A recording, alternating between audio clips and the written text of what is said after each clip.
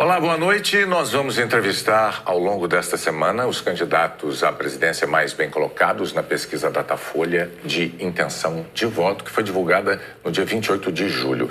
Pela ordem determinada em sorteio, com a presença dos assessores dos partidos, Jair Bolsonaro, do PL, é o entrevistado de hoje. Amanhã, Ciro Gomes, do PDT. Na quinta-feira, Luiz Inácio Lula da Silva, do PT. E na sexta-feira, Simone Tebet, do MDB. Nós vamos abordar os temas que marcam cada uma das candidaturas. O tempo total dessa entrevista é de 40 minutos. E, ao fim, o candidato vai ter 1 minuto para as considerações finais. Candidato Bolsonaro, boa noite. Obrigada pela presença. Eu agradeço também a sua presença, candidato, e o tempo começa a ser contado a partir de agora. Nós vamos começar a entrevista com um assunto que tem mobilizado os brasileiros. O senhor tem xingado ministros do Supremo Tribunal Federal, tem feito ataques sem prova nenhuma ao sistema eleitoral brasileiro. O senhor chegou, inclusive, a ameaçar não ter eleição no Brasil, como se coubesse ao senhor decidir uma coisa dessas. Candidato, com franqueza, o que é que o senhor pretende ou o que é que o senhor pretendeu com isso? O senhor pretendeu, por acaso, criar um ambiente que, de alguma forma, permitisse um golpe, contra o qual, inclusive, a sociedade civil se manifestou agora com a divulgação de 2 manifestos ou outros manifestos em defesa da democracia? Primeiro, você não está falando a verdade quando fala xingar ministros. Não existe. Isso não existe. É um fake news da sua parte.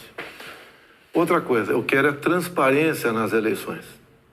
Vocês, com toda certeza, não leram o inquérito de 2018 da Polícia Federal, que inclusive está inconcluso.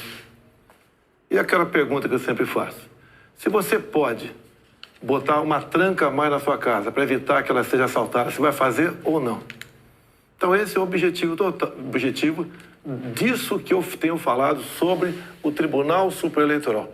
E outra coisa, em 2014, tivemos eleições, no segundo turno, o PSDB duvidou da lisura das eleições e contratou uma auditoria.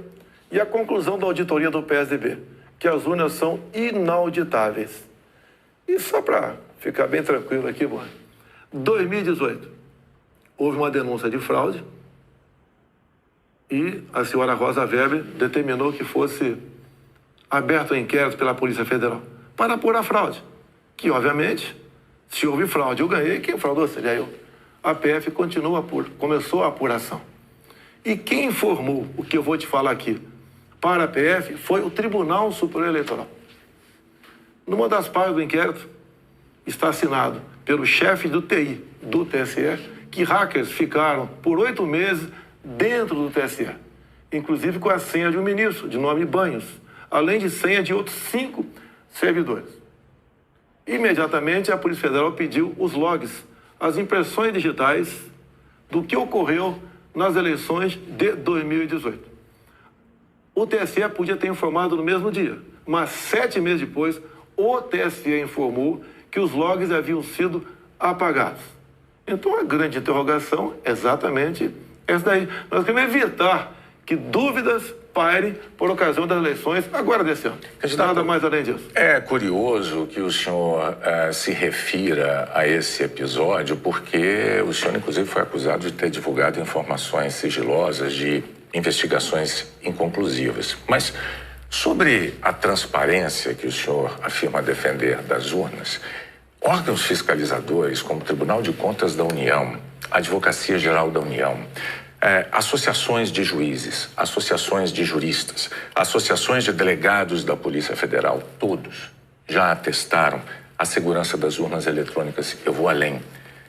A transparência e a segurança das urnas eletrônicas tem sido motivo de orgulho da maioria da população brasileira. Agora, o senhor começou a sua resposta afirmando que eu tinha cometido fake news. Em nome da verdade, candidato, o senhor xingou o ministro do Supremo de canalha. O senhor fez isso com o microfone. Então, e ele vinha fazendo contra mim. Mas, candidato, eu lhe perguntei qual era o seu propósito. Lembra a pergunta que eu fiz ao senhor? Qual era o seu propósito? Falou ministro. Foi um ministro específico. Senhor, Tá ok?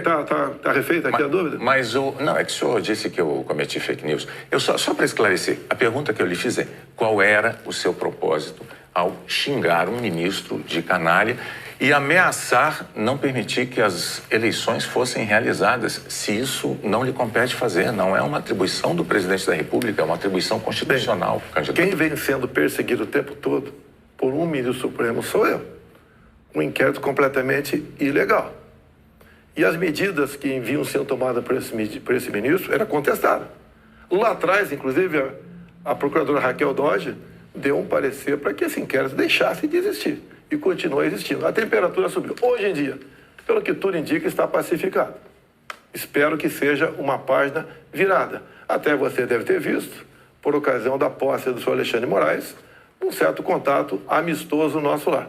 E pelo que tudo indica, está pacificado. E quem vai decidir essa questão de transparência ou não serão, em parte, as Forças Armadas que foram convidadas a participar da Comissão de Transparência Eleitoral. As Forças Armadas são uma das partes, né, desse grupo que analisa a segurança. A grande questão não é nem a presença das Forças Armadas, candidato. A grande questão que se dá é que o senhor se coloca como patrono das Forças Armadas e a forma como o senhor ataca o sistema eleitoral é que causa ruído e que causa uma certa intranquilidade no ambiente. Teremos eleições, o ministro Alexandre de Moraes acabou de assumir. Amanhã ele tem um encontro, pelo que me parece, um encontro com o ministro da Defesa para tratar desse assunto sobre transparência eleitoral. Eu tenho certeza que o ministro Alexandre de Moraes vai conversar e chegar a bom termo essa questão de eleições. Agora, precisei provocar para que chegasse a esse ponto. Pode ter certeza que vão ter eleições limpas e transparência no corrente ano. O senhor costuma dizer que defende a liberdade, mas a impressão que dá quando a gente vê manifestações de apoiadores seus é de que nem todos têm a mesma percepção daquilo que o senhor defende, porque é muito comum vermos apoiadores seus defendendo medidas absolutamente inconstitucionais.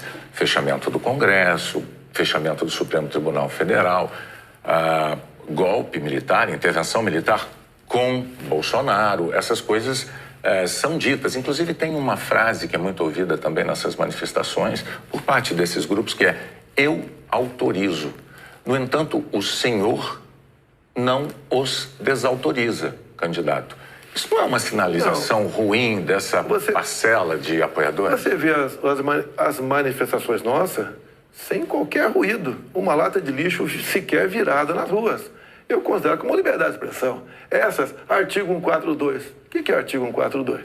É um artigo da Constituição que eu não entendo da maneira como alguns pouquíssimos entendem. Quando alguns falam em fechar o Congresso, é liberdade de expressão deles. Eu não levo para esse lado. E para mim isso aí faz parte da democracia. Eu não posso eu ameaçar fechar o Congresso.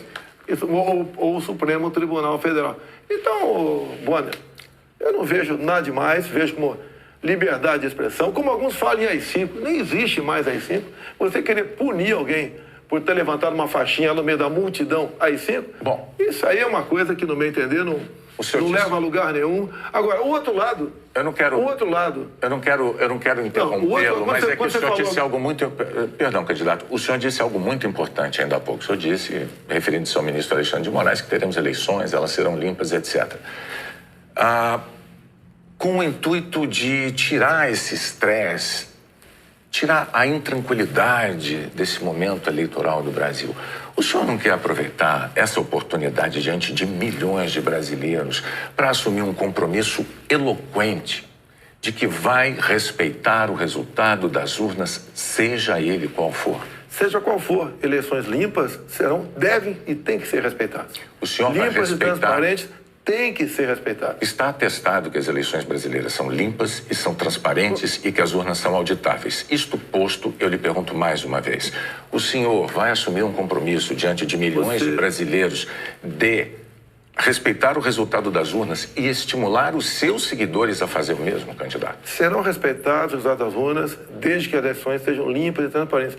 Como você disse que são auditáveis, em 2014 não aconteceu isso. Mas tudo bem. Vamos botar um ponto final nisso? O senhor vai botar Tá resolvido. Ponto final. Vamos para outra pergunta, outro assunto.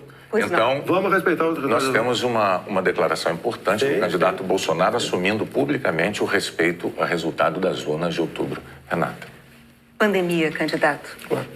Nos momentos mais dramáticos, o senhor imitou pacientes de Covid com falta de ar. Sobre as mortes, o senhor disse, e daí, eu não sou coveiro? O senhor estimulou o uso e usou dinheiro público para comprar medicamento comprovadamente ineficaz contra a Covid. O senhor desestimulou a vacinação. O senhor não teme ser responsabilizado, senão pelos eleitores, pela história? Olha, nós compramos mais de 500 milhões de doses de vacina. Só não se vacinou aqui, não quis. Eu acho que vocês dois se vacinaram. Comprada por mim. E em tempo bem mais rápido que outros países, que isso não tinha no mercado. Não poderia eu, num primeiro momento, por exemplo, falar que devíamos assinar certos contratos, como por exemplo com a Pfizer, onde a Pfizer não garantia a entrega da vacina. A primeira vacina no mundo foi dada em dezembro de 2020. Em janeiro, nós já estávamos vacinando no Brasil. Então, fizemos a nossa parte. E o grande erro disso tudo foi um trabalho forte da grande mídia, entre eles a Globo, desestimulando os médicos a fazerem o tratamento precoce, que isso é conhecido como uma liberdade do médico. Quando algo é desconhecido, como até hoje é desconhecido ainda os efeitos possíveis, efeitos colaterais da vacina, desaconselhar, inibir, ameaçar, caçar o registro de médicos. Isso que foi errado feito durante a pandemia. Mas, candidato, o senhor desestimulou a vacinação. Isso não tem nada a ver com liberdade. O senhor chegou a dizer que quem tomasse a vacina poderia virar jacaré. Mas o senhor associou a vacinação ao vírus da AIDS. E mais, quanto às vacinas, a Pfizer esperou 93 dias por uma resposta quando a empresa procurou o governo para tratar de vacina. A Coronavac, o senhor desautorizou o ministro e chegou a suspender a compra da vacina. Não houve suspensão da minha parte. A questão da Pfizer. No contrato da Pfizer estava escrito: não nos responsabilizamos por qualquer efeito colateral. Outra coisa, a Pfizer não apresentou quais seriam os possíveis efeitos colaterais. Eu usei uma figura de linguagem, jacaré. Figura de linguagem? Sim. Você acha que é o caso de brincadeira? Não é brincadeira isso. Isso faz parte da literatura portuguesa. Então, brincadeira é, num momento difícil para o Brasil, a imprensa desautorizar os médicos pela sua liberdade de clinicar. Esse foi o grande problema. E outra coisa, eu não errei nada do que eu falei. Eu falei no início da pandemia que nós devíamos tratar dos idosos, pessoas com comorbidade, e o resto da população trabalhar. Isso eu falei e não errei. Hoje, muitos países já falam que o lockdown foi um erro, que as pessoas se contaminavam muito mais em casa do que nas ruas. E outra coisa, se falava em fazer o que o lockdown? Lockdown 1 mês, 2 meses no máximo para achatar a curva. Durou mais de 1 ano o lockdown. E até hoje continua gente falecendo por Covid. Ou seja, o lockdown serviu sim para atrapalhar a nossa economia e contaminar mais pessoas ainda em casa. Candidato, mas as medidas socioeconômicas importantíssimas, elas foram adotadas por governos no mundo inteiro justamente para sustentar o fique em casa no pico da pandemia, fique em casa se puder. Para que as pessoas pudessem proteger a própria vida e, ao mesmo tempo, receber um amparo econômico. Para evitar o colapso dos hospitais, aliás, como nós vimos em Manaus. Pessoas morrendo com falta de oxigênio por um erro de logística e gestão do seu ministro da Saúde. Negativo. Menos de 48 horas estavam chegando já cilindros lá em Manaus. Lá foi uma coisa atípica, anormal, que aconteceu de uma hora para outra. Menos de 48 horas, cilindros começaram a chegar em Manaus de alguns pontos do Brasil. Fizemos a nossa parte em Manaus. Não faltou da nossa parte recursos bilionários para governadores e prefeitos enfrentarem a Covid, construírem hospitais de campanha. Então, fizemos a nossa parte. Raro país do mundo que fez algo melhor do que nós fizemos. E o resultado, até o OMS reconhece isso daí. Fizemos a nossa parte. O senhor mencionou 48 horas. O fato é que Manaus ficou uma semana, mais de uma semana, 9 dias, sem receber o apoio às pessoas com falta de oxigênio nos hospitais. Não é verdade isso. Agora, não é verdade. Candidato, sobre o seu comportamento, com as frases que eu mencionei, imitando pacientes com falta de ar, muitos viram isso como um sinal de falta de compaixão. Eu queria que você botasse no ar eu imitando falta de ar. Realmente... Mas falta de compaixão... Então você começou a mudar. Desculpe, você começou a mudar, tudo bem. Para eu completar a minha frase, muitos viram isso como uma falta de compaixão, de solidariedade com os doentes, com as vítimas, com os parentes das vítimas. O senhor se arrepende? A solidariedade, eu me manifestei conversando com o povo nas ruas, visitando a periferia de Brasília, vendo pessoas humildes que foram obrigadas a ficar em casa sem ter um só apoio do governador ou prefeito. Isso que aconteceu. E nós fizemos exatamente o quê? Demos o auxílio emergencial imediatamente. 68 milhões de pessoas humildes começaram a receber o auxílio emergencial. Eles estavam condenados a morrer de fome dentro de casa. O senhor não se arrepende das declarações? Ou ir para as ruas, fazer o que não queriam. Poderiam ter um caos na rua, caos porque pessoas com fome iam para a rua. Criamos imediatamente o auxílio emergencial. Fizemos a nossa parte. Demos tanto dinheiro para governadores e prefeitos que a gente não tem notícia de eles terem atrasado folha de pagamento ou até mesmo 13º. E quando tivemos a oportunidade de investigar fraudes, aquela CPI do circo feita por Renan Calheiros, Omar Aziz e Randolfo Rodrigues, não quiseram investigar os desvios de recursos enviados para 9 governadores do Nordeste. Fizemos a nossa parte e tratei com muita seriedade essa questão. Agora, não adotei o politicamente correto.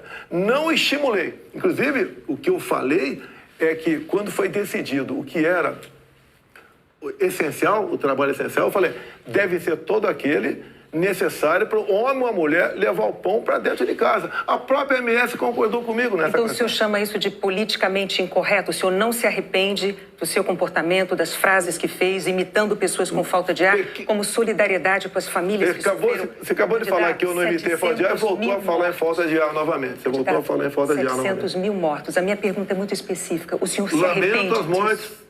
Não tem que não perder um parente, um amigo. Lamento as mortes. Agora, não poderia ser tratada a Covid da forma como começou a ser tratada. E quando você fala em tratamento precoce, lembre-se que no protocolo do Mandetta tinha o tratamento precoce lá, mas só em casos graves, onde eu não concordei com ele. No início, o protocolo do Mandetta era vá para casa. Quando sentir falta de ar, procura um hospital. Eu falei, procurar para quê se não tem remédio? E não tinha vacina também naquele momento. Bom, vamos falar de economia? Eu só queria observar, a Renata não retirou observação sobre o fato de o senhor ter imitado pessoas com falta de ar. Ela disse, não. Ela disse que o senhor imitou gente com falta de ar e que faltou também a solidariedade. Foram as duas coisas. E o senhor não respondeu mas, candidato, o senhor já deixou claro que o senhor acha que mais brasileiros se contaminaram por ficar dentro de casa sem se expor. Não, o senhor disse isso. Nova York mostra isso aí. O senhor disse isso. Então, vamos agora para a economia. Dentro de casa que fora de casa. Vamos para a economia. Vamos para a economia, que é um tema que o senhor também gostaria de abordar certamente. Em 2018, como candidato, o senhor disse assim, numa entrevista: eu sei do que é que o povo precisa. Inflação baixa, taxa de juros menor, dólar menor.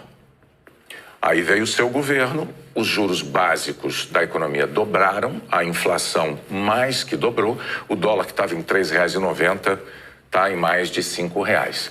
É verdade que tudo isso se deu num cenário de pandemia e num cenário também de guerra na Ucrânia. Ocorre que esse cenário não mudou, não é? A pandemia não acabou, infelizmente, e a guerra da Ucrânia é uma realidade ainda.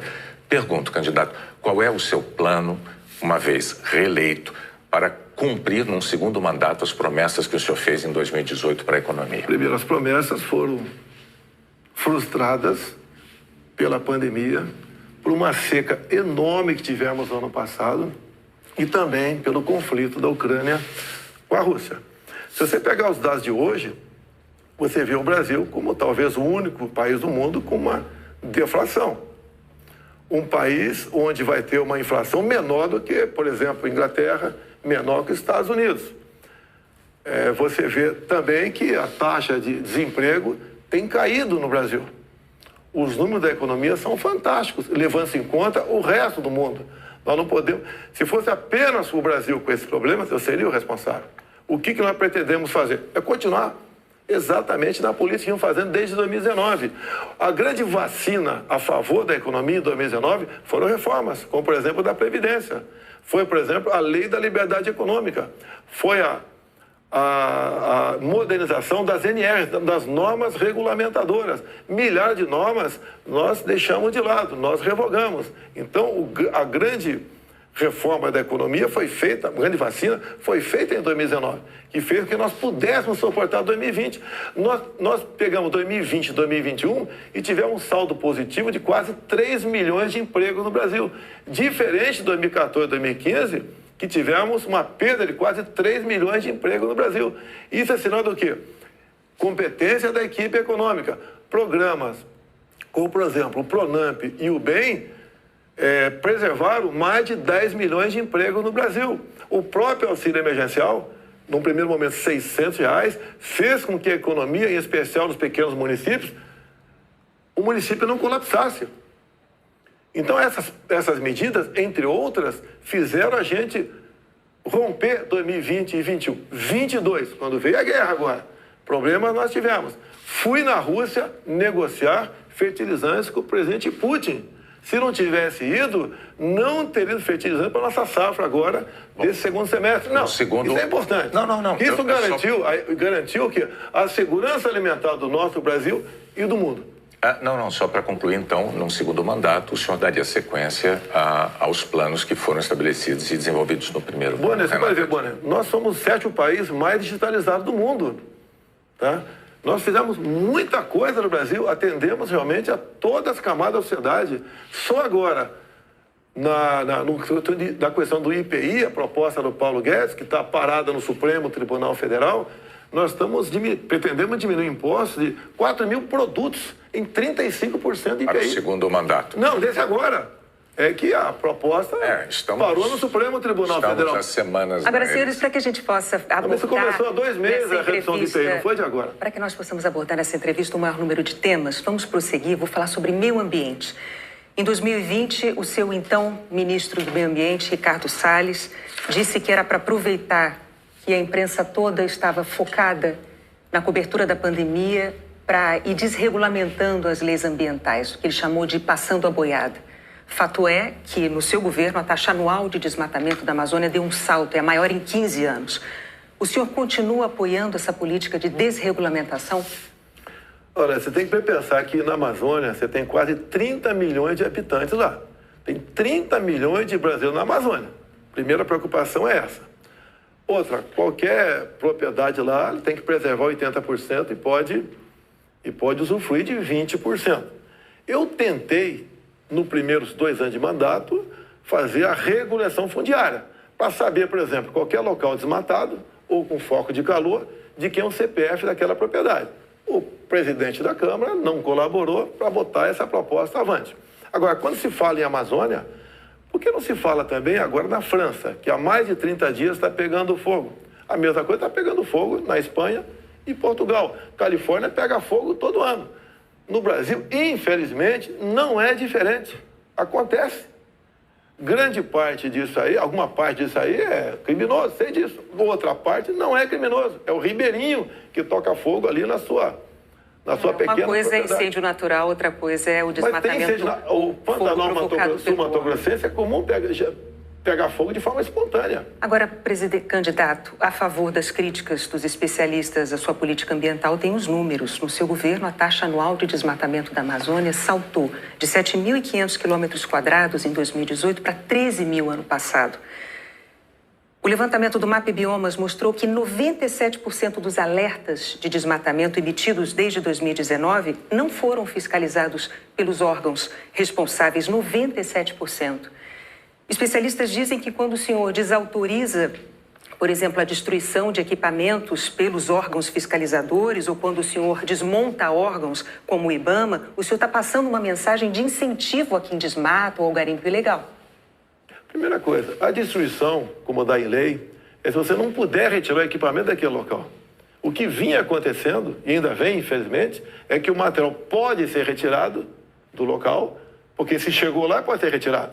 E há o abuso de uma parte.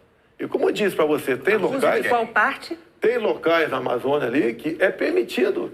Mas desculpa, eu não entendi. Abuso de qual parte do órgão fiscalizador? Sim, por parte do IBAMA. Sim. Por que, candidato? O que seria um Mas abuso o seguinte, do IBAMA, o que diz a lei... na defesa da floresta O que diz a lei, um trator, por exemplo, você tem que tocar fogo se não puder retirar daquele local. E muitas vezes o pessoal do IBAMA faz? Toca fogo mesmo podendo retirar o material de lá. Mas a quem interessa defender a posse de um trator utilizado para derrubar árvores na Amazônia, candidato? Mas não está derrubando árvore na Amazônia, está derrubando em áreas, muitas vezes... Mas a lei não fala se um local é permitido ou não. A quem interessa, candidato? A lei não fala. Tem sido destruído, vem ser destruído. A minha orientação é cumprir a lei. Nada mais além disso. E os órgãos fiscalizadores... Olha só, a Amazônia é do tamanho da Europa Ocidental. Ali na Amazônia cabe uma Alemanha, cabe uma França, cabe uma Itália, cabe um Portugal, cabe um montão de países. Você pensa que fiscalizar, evitar que pegue fogo... Mas só para entender, então, sobre a desautorização dos órgãos fiscalizadores para destruir equipamento apreendido... Não desautoriza, mando cumprir a lei. A lei fala que se o material pudesse retirar de lá, assim como entrou, não é para ser destruído. Mas com que propósito mesmo? Eu não entendi. Cumprir a lei. Propósito, cumprir a lei. Faz lá dentro, eu tenho aqui uma aspas. Tem quase 30 milhões de pessoas que têm que sobreviver. Eu tenho aqui uma aspas em que o senhor diz que não é para queimar nada, maquinário nem trator. Mas vamos adiante, o fato é que, sobre o meio ambiente, em 2018, o mundo tinha uma visão sobre o compromisso ambiental do Brasil. Hoje, o mundo vê o Brasil como um destruidor de florestas. Num segundo mandato, o que o senhor vai fazer para mudar essa imagem? Primeiramente, destruidor de florestas. É uma mentira.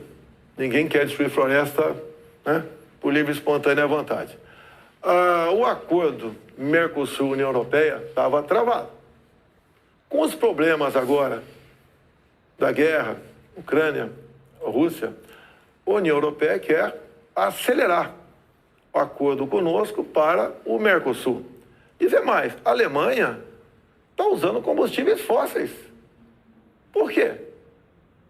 Se eram os países que diziam que nós devíamos cada vez mais buscar aí energia limpa. Concordo com eles. Mas a realidade é outra completamente diferente. Não é a realidade aquilo que a gente acha que deve ser. É o que tem que ser. Países da Europa já estão em contato conosco, por exemplo, atrás do hidrogênio verde. O Brasil será uma grande potência fornecedora de energia hidrogênio verde. Como já temos acertado, né, no limite máximo, temos até o equivalente a 50 Itaipus na costa do Nordeste. E nós vamos exportar esse hidrogênio verde para a Europa toda. Ou seja, o Brasil é um exemplo para o mundo. Você pega, está na minha frente por coincidência aqui, por exemplo, as áreas reservadas em países outros para a agricultura, não é pecuária, é agricultura. Somente a União Europeia é de 45% a 65%. Você pega países como a Alemanha, 56% para a agricultura. Então, você pega o Reino Unido, 63% para a agricultura. O Brasil preserva 2/3, 66% da sua área verde. O Brasil não merece ser atacado dessa forma. Porque, no fundo, há um interesse no agronegócio. É deixar o Brasil de lá. Agora, cada vez mais o mundo vê, uma própria presidente do OMC disse, há 2 meses, 3 meses atrás, disse o quê?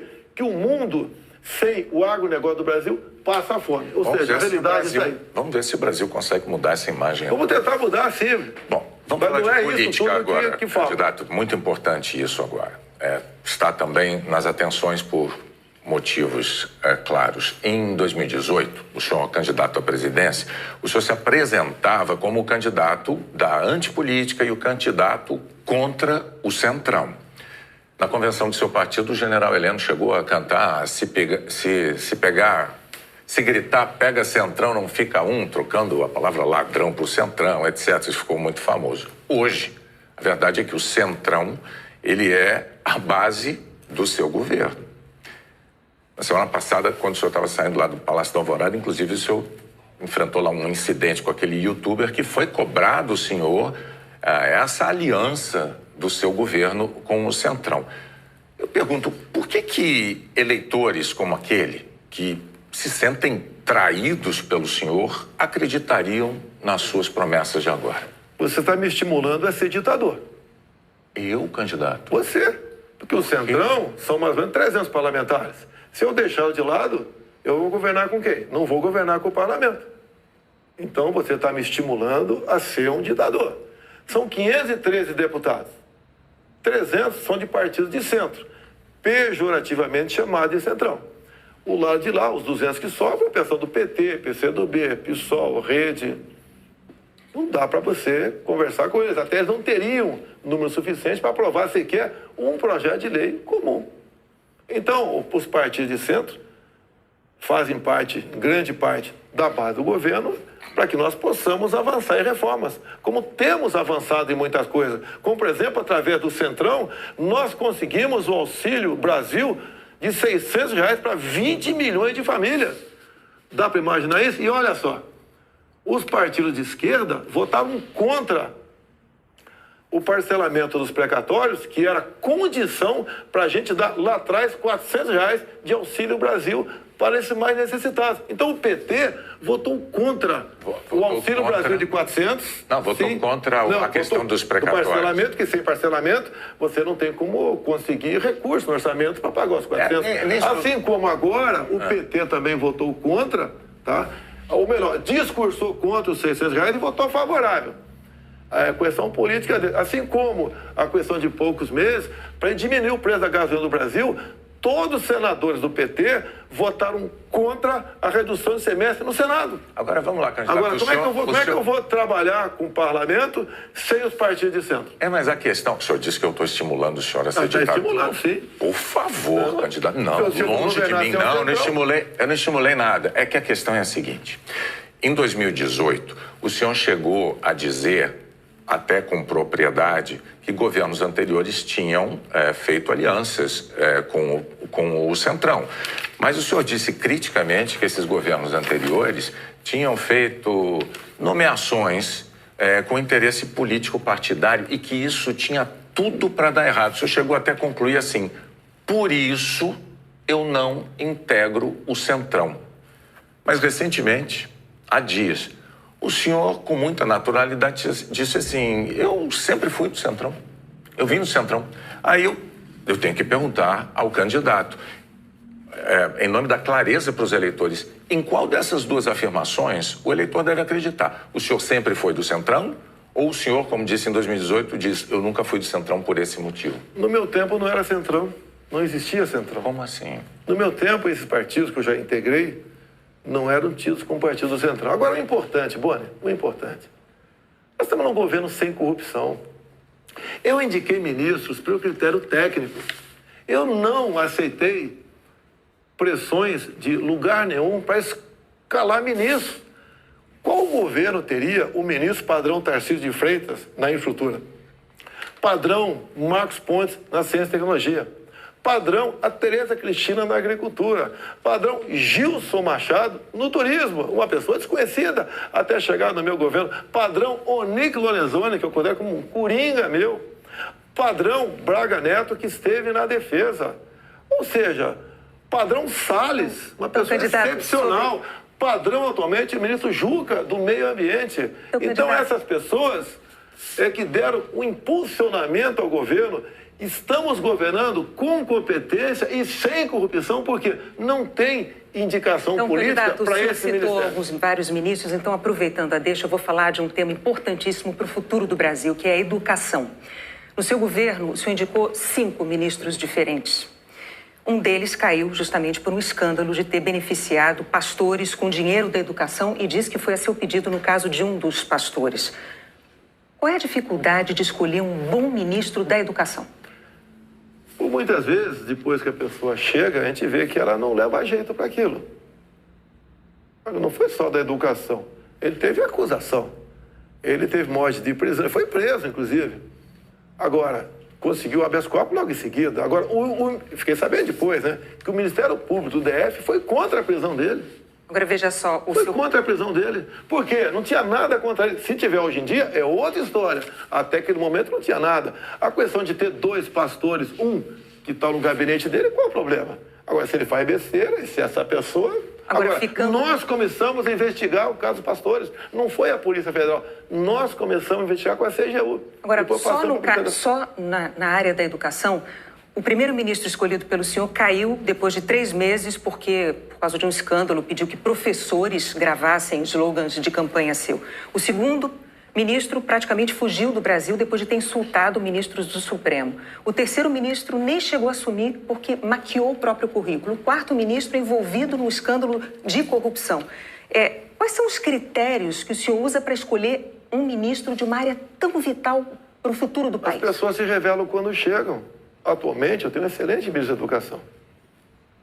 Acontece, é igual um casamento, muitas vezes. Mas o senhor concorda que essa alta rotatividade prejudica? O ideal era não ter vários... O ideal era não ter rotatividade nenhuma, mas acontece. Outros ministros foram trocados também. Bom, por vários motivos. Agora, depois desse escândalo do MEC... Que escândalo do MEC, Bonner? A saída do ministro... Mas a saída é escândalo, MEC? Não é escandaloso, candidato. Sim. Um ministro destinar dinheiro da educação para 2 pastores, dizendo que o presidente da República indicou um deles... Cadê o duto cadê o duto do dinheiro vazando ali? Cadê o dinheiro? Candidato, não sabemos. Cadê o dinheiro aparecer? Você não sabe? E está me acusando? Não, está acusando o Milton por isso? O senhor tem todo o direito de achar que não foi um escândalo. Nós vamos adiante. Depois do caso do ministro Milton Ribeiro no MEC, o senhor atenuou um pouco o seu discurso de que não havia corrupção no seu governo. Antes não tinha corrupção. Hoje, o senhor diz que os casos pipocam. Os casos pipocam de corrupção no seu governo. Bom, ao mesmo tempo, vão se acumulando denúncias de interferências suas na Polícia Federal, que é um órgão de Estado, não é um órgão de governo, e um órgão de Estado que o senhor prometeu prestigiar.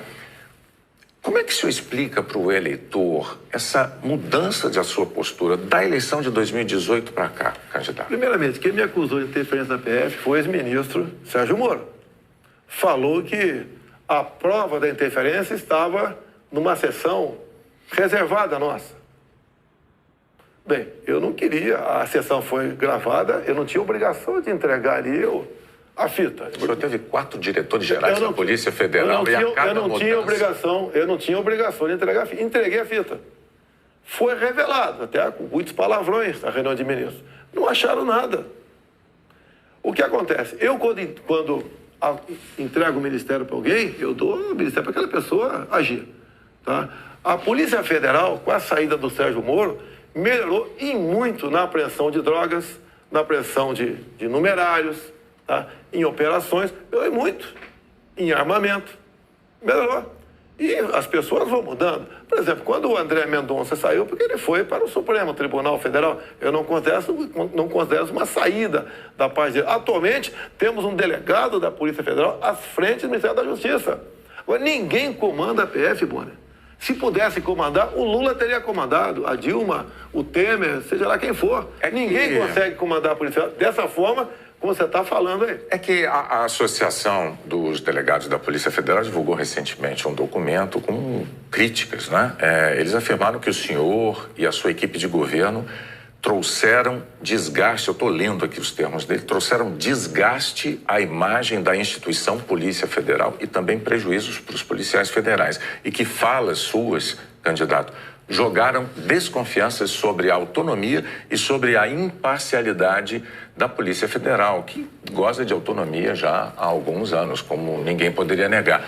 Qual é a sua posição, então, diante de um documento com uma queixa, uma acusação como essa da Associação Nacional dos Delegados? Então, primeiro, acabar de confirmar que não tem interferência, que gosta de autonomia. Outra coisa, peraí, eles acabaram de mostrar para mim que não tem interferência, gosta de autonomia. Eles dizem que o senhor jogou, as suas palavras jogaram desconfianças sobre a autonomia da PF, candidato. Não. Acabaram de falar que eu estou certo, não tem interferência lá. Contrário. Outra coisa, eles queriam uma reestruturação de carreira agora. Eu achei até justo. Mas outras categorias não concordavam com isso, sem serem beneficiadas também. E daí começou um movimento dentro, por parte de alguns delegados da PF, contra a minha posição, que deságua numa nota como essa daí. Eu queria, inclusive, reestruturar a Polícia Rodoviária Federal, que era bem mais fácil, menos onerosa. Os delegados, essa mesma associação, não topou fazer isso aí. Então, aí está uma briga política, salarial, por trás disso. Candidato, o senhor agora tem 1 minuto para suas declarações finais. Tá. Pois é, passou rápido. Eu queria ficar algumas horas com vocês aí. Tá? Quando o senhor começar, a gente começa a contar o tempo. Vamos lá. O que eu tenho a falar para a população brasileira? Peguei o Brasil numa situação crítica, na questão ética, moral e econômica. Começamos a trabalhar, tá? Fizemos muitas reformas em 2019. Infelizmente tivemos a Covid, depois tivemos a guerra lá fora, tá? Tivemos uma seca enorme.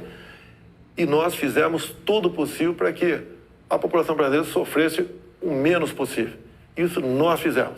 Hoje você nota o preço do combustível caiu assustadoramente, nada de canetada, com um trabalho nosso junto ao parlamento brasileiro, conseguimos R$600 de Auxílio Brasil para 20 milhões de pessoas mais pobres, conseguimos a transposição do São Francisco, que estava parado desde 2012, levando água para o Nordeste. Nós pacificamos o MST, titulando terras pelo Brasil, e 90% dessa titulação foram para as mulheres. Criamos o PIX, tirando dinheiro de banqueiros, fazendo com que a população pudesse se transformar, muitos em pequenos empresários, um PIX sem qualquer taxação em cima do PIX. Anistiamos 99% da dívida de 1 milhão de jovens junto ao FIES. Encerrou? Acabou. Muito obrigado aí, até a próxima. É boa, né? Renato, até a próxima. Candidato, mais uma vez, muito obrigado por ter vindo e por ter prestado esses esclarecimentos ao público telespectador, aos eleitores brasileiros. Nós voltamos ao estúdio do Jornal Nacional.